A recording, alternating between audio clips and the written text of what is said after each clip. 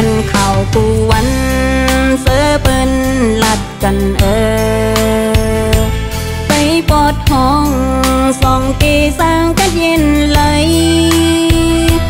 เสือเล็กซ้อมเป็นตั้งตุกเสืออยู่คิงเมื่อนอนเป็นกำแพทย์ลูกตื่นปีน้องไตซึ่งไปมีวดสั่งนอ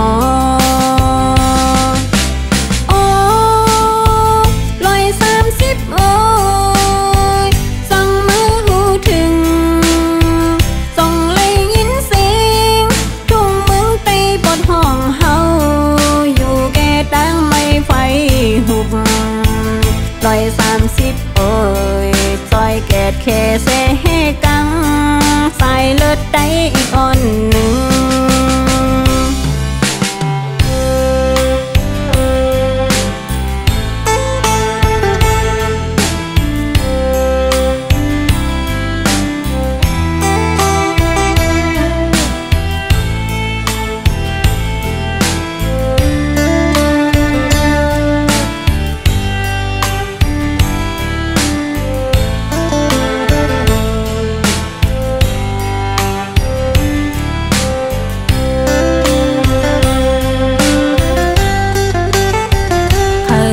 ถึงเมื่อกี้นำตัวอ่อน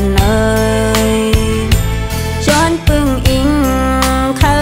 เมื่อตัวถึงปันใส่เงินซื้อคือพี่น้องอ่อนเก่าติกหอมป้าปอลอแม่ดังสองหลอดเพเขียนเป็นรองตั้งไม่เศร้าไว้หันเข่ากูวันเสือเปิ้นลัดกันไปปอดห้องสองตีสร้างกันเย็น